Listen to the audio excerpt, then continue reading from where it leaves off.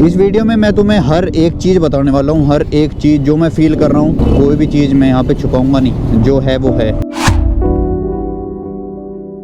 Hello heavy Riders, आज हम लोग देखने वाले हैं रॉयल इनफील्ड हंटर 350 का लॉन्ग राइड रिव्यू करने वाले हैं आज हम लोग। इससे पहले मैंने हंटर की स्पेसिफिकेशन, टॉप स्पीड वगैरह टेस्ट की थी। आज हम लोग इस बाइक को अराउंड 120 किलोमीटर राइड करने वाले हैं। बाइक में अभी हो रहे हैं 2471 किलोमीटर अभी बाइक में हो रहे हैं। तो तुम लोगों को आज एक फेयर आइडिया हो जाएगा कि बाइक की जो सीट क्वालिटी है वो कैसी है और लॉन्ग राइड्स में बाइक कैसा परफॉर्म करती है।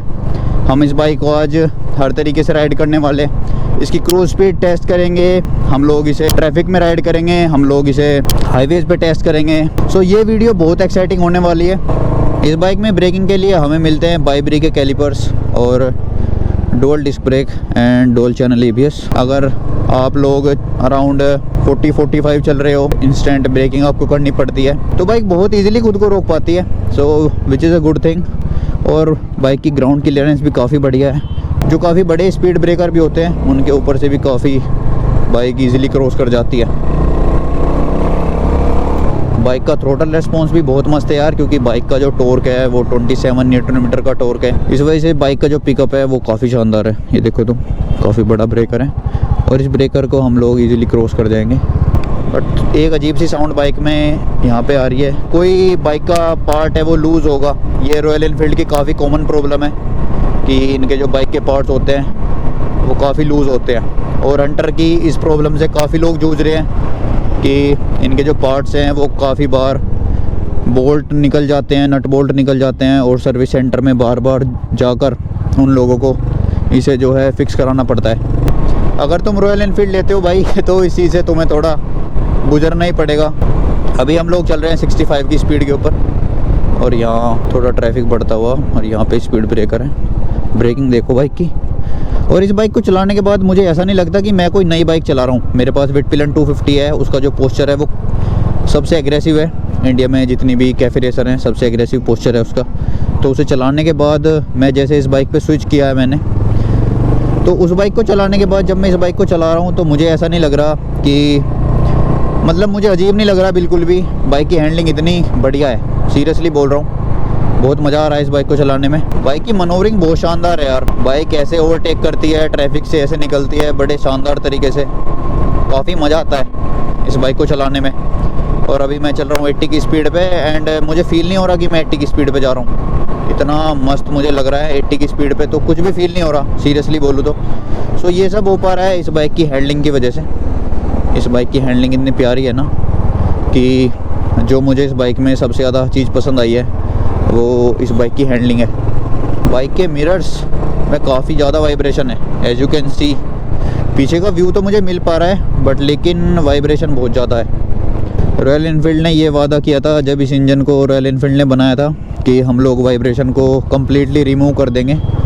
कम्प्लीटली तो रिमूव रॉयल एनफील्ड नहीं कर पाया है, बट लेकिन अगर आप पहले वाली जो स्टैंडर्ड थी उसे उठाकर देखो और जो आज की स्टैंडर्ड आ रही है या जो नया ये जो new generation engine royal Enfield ने बनाया है, तो ये काफ़ी रिफाइंड है उस इंजन के कंपैरिजन में। पहले जो रॉयल एनफील्ड थी उसमें जब भी रेस देते थे, क्लासिक हो या स्टैंडर्ड हो, तो उसमें इतनी ज़्यादा वाइब्रेशन होती थी जिसकी हद नहीं है। बाइक के इंस्ट्रूमेंट क्लस्टर में काफ़ी इजीली मुझे इन्फॉर्मेशन यहाँ पे दिख रही है। बाइक का गियर पोजीशन इंडिकेटर यहाँ पे दिया गया है, 5th गियर में अभी बाइक है और टाइम दिखा रहा है 1:36 हो रही हैं अभी।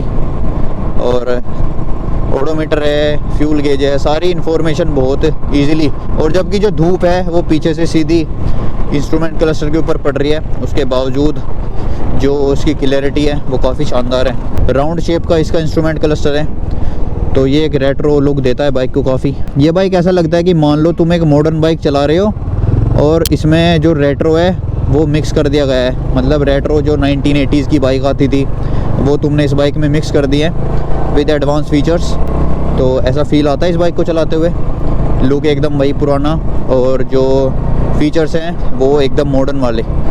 5 किलोमीटर हम लोग इस बाइक को राइड कर चुके हैं और 5 किलोमीटर राइड करने के बाद अभी यहाँ पे मुझे कोई प्रॉब्लम नहीं हो रही इस बाइक को चलाने में कि मेरे हाथों में दर्द हो या मेरी बम में दर्द हो या बैक पेन हो, शोल्डर में हो, अभी कोई दिक्कत नहीं है। अभी कुल 5 किलोमीटर वैसे हमने राइड किया है।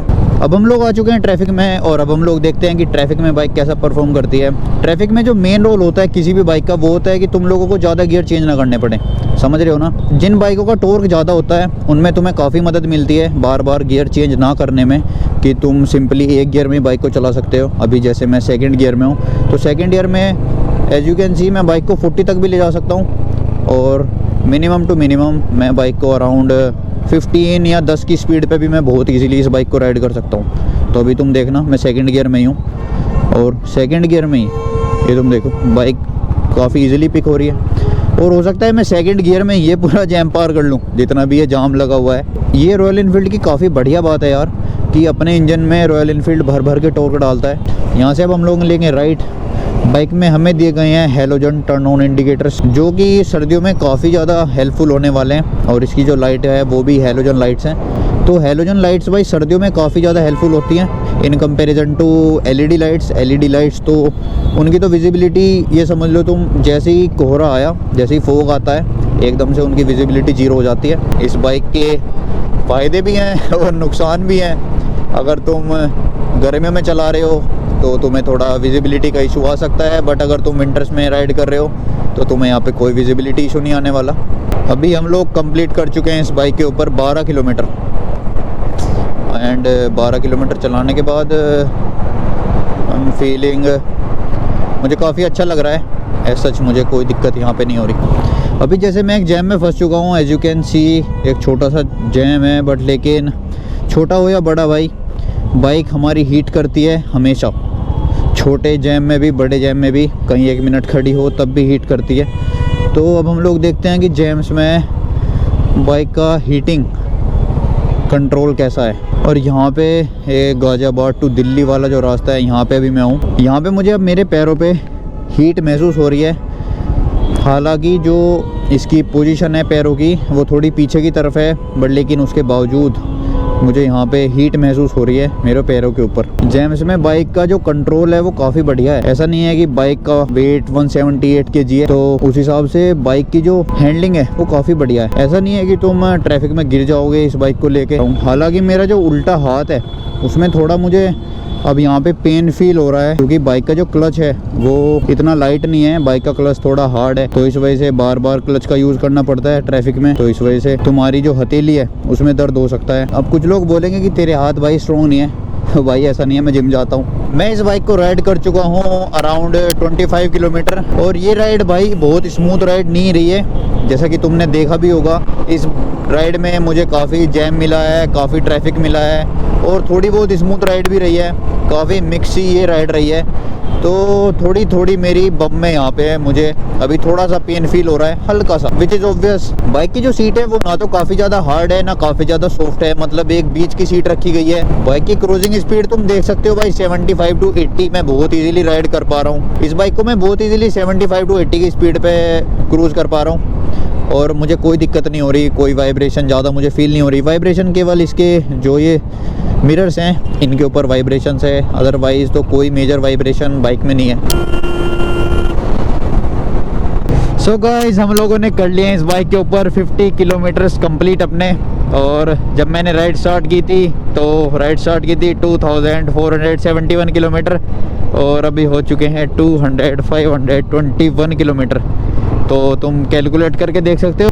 अभी हम लोग और ज़्यादा राइड करने वाले हैं। अभी हम लोग लगभग और अराउंड 70 to 75 किलोमीटर की राइड अभी हमारी रहती है। अभी हम लोग वो भी करने वाले हैं और उसमें भी मैं तुम्हारे साथ और बहुत सारी इनसाइट शेयर करूंगा, तो वीडियो को एंड तक देखती रहना। 50 किलोमीटर्स को राइड करने के बाद मेरी बम में हल्का सा पेन है, मतलब मेरे पिछवाड़े में थोड़ा सा दर्द है।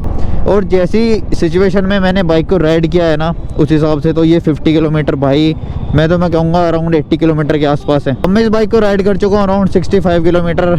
अब मुझे रेस्ट लेने की नीड फील हो रही है कि मुझे रेस्ट ले लेना चाहिए। मेरे हाथों में भी काफ़ी पेन हो रहा है, मेरी हथेलियों में, मेरी बम में भी काफ़ी ज़्यादा पेन है और मेरा जो लेफ्ट लेग है उसमें भी काफ़ी ज़्यादा पेन है। अभी मैं इस बाइक को राइड कर चुका हूँ 89 किलोमीटर और 89 किलोमीटर राइड करने के बाद मैं कह सकता हूँ कि मेरी जो पाम है उनमें मुझे काफ़ी पेन फील हो रहा है एज इट इज़, जो मैंने पहले बताया था। और मेरी बैक में मुझे पेन हो रहा है। मुझे जो बीच का हिस्सा होता है ना बैकबोन का, उसमें मुझे पेन हो रहा है। 80 की स्पीड पे क्रूज करने में इस बाइक पे यार इतना मज़ा आता है ना, इतनी कंफर्टेबली बाइक चलती है। वाइब्रेशन सबसे ज़्यादा लो 70 to 80 की स्पीड पे मुझे सबसे कम वाइब्रेशन इसमें फील हुई। बाइक की जो लो रेंज है और मिड रेंज में जो बाइक की पावर है वो काफ़ी बढ़िया डिलीवरी है। टॉप एंड में बाइक थोड़ा सा ये कह सकते हो कि उतना पुश नहीं कर पाती खुद को। अब देखते हैं, बाइक को थोड़ा पुश करते हैं।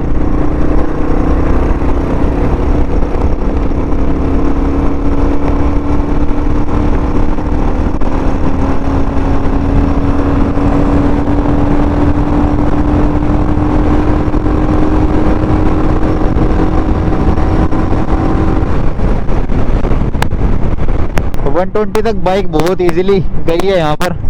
फाइनली गाइस हम लोगों ने कंप्लीट कर लिए हैं इस बाइक के ऊपर 103 किलोमीटर पूरे। काफ़ी खुशी सी हो रही है आज 100 किलोमीटर बाइक राइड करने के बाद। तो बाइक के सस्पेंशन बहुत स्टिफ हैं यार इसके।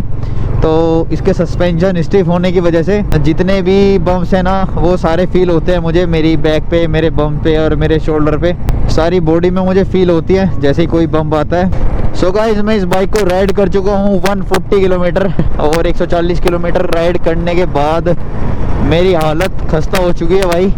मेरी जो बम है ना वो इतनी दुख रही है, बहुत ज़्यादा दर्द है भाई सीरियसली बता रहा हूँ। अभी देखो 2609 हो रहे हैं इसमें, तो लगभग 140 किलोमीटर बाइक राइड हो चुकी है पूरी।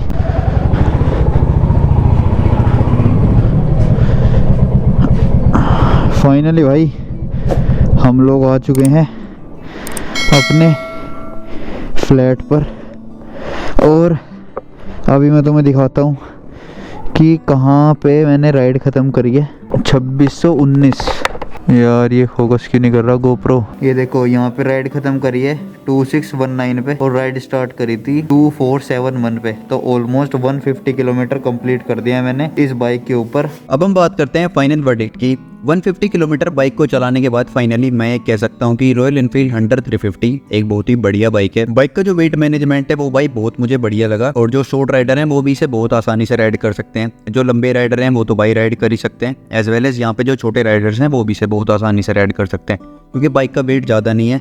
अगर तुम्हारी लेग्स थोड़े मजबूत है तो तुम इजीली राइड कर लोगे, यहाँ पे कोई प्रॉब्लम नहीं आने वाली। बाइक में हीटिंग इश्यूज भी ज़्यादा नहीं है, जैसे मैंने ट्रैफिक में बाइक को चलाया। हीटिंग इश्यूज हर बाइक में होते हैं, 350 सीसी का काफ़ी बड़ा इंजन है तो हीटिंग इशू तो ऑब्वियस सी बातें होंगी, बट लेकिन उतने हीटिंग इशू नहीं है जिन्हें बाइक मैनेज ना कर पाए। यहाँ पे ठीक ठाक हीटिंग मैनेजमेंट बाइक का है। अगर तुम हाईवेज पर राइड करते हो तो हीट उतनी तुम्हें महसूस नहीं होगी। अगर तुम ज़्यादा ही देर मान लो आधे घंटे तक ट्रैफिक में खड़े हो तो भाई तुम कोई भी स्प्लेंडर ले लो वो भी तुम्हें हीट महसूस कराई देगी। तो हीट मैनेजमेंट भी बाइक का काफ़ी बढ़िया है, ठीक ठाक है। इसके अलावा बात आती है बिल्ड क्वालिटी की, तो जो बाइक की जो बिल्ड क्वालिटी है तो बाइक में काफ़ी जगह प्लास्टिक पार्ट्स यूज करे गए हैं विच इज़ नॉर्मल, क्योंकि आजकल सारी मॉडर्न बाइक्स में ही प्लास्टिक आ रही है और इसी वजह से इस बाइक की जो कॉस्ट कटिंग है वो करी गई है। बाइक सस्ती है, 2.25 लाख रुपए में ये बाइक आ रही है। अगर तुम्हें पूरा मतलब लोहा चाहिए भाई, एकदम से सारी बिल्ड क्वालिटी एकदम टॉप नॉच चाहिए तो तुम जा सकते हो रॉयल एनफील्ड क्लासिक की तरफ, जो आती है लगभग 2,65,70,000 के आसपास, और हो सकता है अभी 2024 में और थोड़े प्राइस बढ़ गए हो। ये बात है, अगर तुम थोड़ा सा बिल्ड क्वालिटी में थोड़ा सा कॉम्प्रोमाइज कर सकते हो तो भाई तुम हंटर 350 की तरफ जा सकते हो। अगर तुम्हें टॉप नॉच चाहिए तुम क्लासिक 350 की तरफ जा सकते हो। इसके अलावा बाइक में आती है हमारे सस्पेंशन और हमारी ब्रेकिंग पार्ट्स। तो ब्रेकिंग में बाइक कहीं भी लैग नहीं करती। बाइक का जो फ्रंट ब्रेक है वो बहुत ही कमाल का है, बाइक के ABS बहुत कमाल के। इसके अलावा बाइक के सस्पेंशन, बाइक का जो पीछे वाला सस्पेंशन है वो थोड़ा स्टीफर साइड पे है क्योंकि बाइक बनाई गई है ये बाइक एक क्रूजर बाइक है तो हाईवेज राइड के लिए बनाई गई है, तो इस वजह से बाइक के जो सस्पेंशन है वो बाइक की स्टेबिलिटी को देखते हुए यहाँ पर थोड़े स्टिफ रखे गए हैं। इसके अलावा बात आती है माइलेज की, तो माइलेज अराउंड आपको 35-40 का यहाँ पे इजीली बाइक दे देगी। अगर तुम ये 60-70 किलोमीटर पर आवर के हिसाब से राइड करते हो तो तुम 35 to 40 किलोमीटर पर लीटर का माइलेज यहाँ पे लेके चल सकते हो, तो इसमें कोई दिक्कत तुम्हें नहीं आने वाली। इसके अलावा बाइक इज गुड, बाइक बहुत बढ़िया है, बाइक की ग्रिप बढ़िया है, बाइक की हैंडलिंग तो मैंने तुम्हें बताया है, absolutely I love it. Guys I hope आपको वीडियो पसंद आई होगी। वीडियो पसंद आई होगी तो वीडियो को लाइक करना, और अगर चैनल पे पहली बार आए हो तो सब्सक्राइब किए हुए ना कहीं मत जाना, क्योंकि आने वाले टाइम में बहुत धमाकेदार रिव्यूज़ में लेकर आने वाला और काफ़ी अच्छी वीडियोज़ आने वाले टाइम में आने वाली हैं। मिलते हैं अगली वीडियो में, तब तक के लिए guys take care, good bye और राइड रेस्पॉन्सिबली।